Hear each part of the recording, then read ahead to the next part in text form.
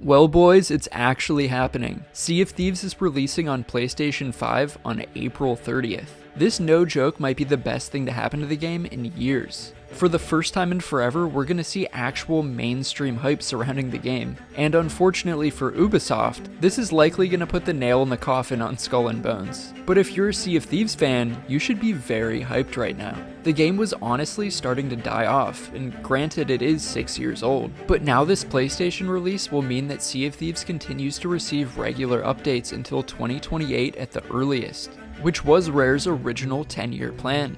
Love or hate PlayStation, these new players are actually gonna save Sea of Thieves. Not only does this release confirm that Sea of Thieves will get its full 10-year lifespan of updates, but it also confirms what we've all been thinking about the game's lack of new content. The reasons why seasons 9 to 11 have felt so underwhelming is because they've been preparing the game to release on new platforms. This means the biggest and best updates are still to come. But I want to end this video by giving a very urgent warning to Rare.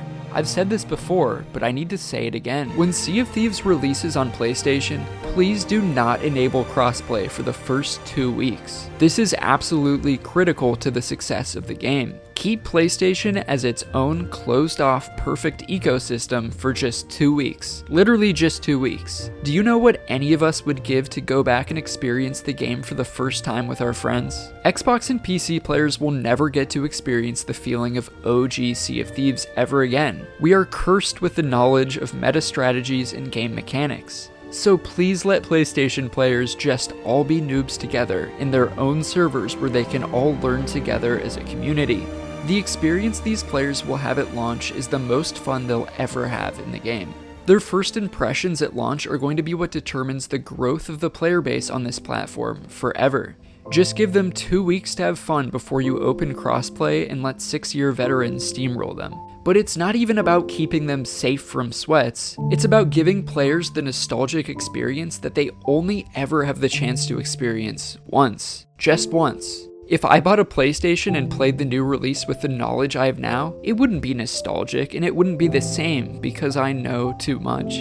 It's too late for me. But it's not too late to give PlayStation players the same OG experience that has kept me hooked on Sea of Thieves for 6 years. I'll never forget fighting over my first Skull Fort. I'll never forget my first galleon fights against the whole server when none of us knew what we were doing. Being new to a game at the same time that every other player is new is the rarest experience you can have in gaming, and it's the best memories you'll ever make with your friends online. You can only experience it for a few weeks, and then it's gone forever. I would hate for PlayStation or Switch players to miss out on that. If you liked this video, please make sure you subscribe to me. I really appreciate it, and I'll see you in the next one.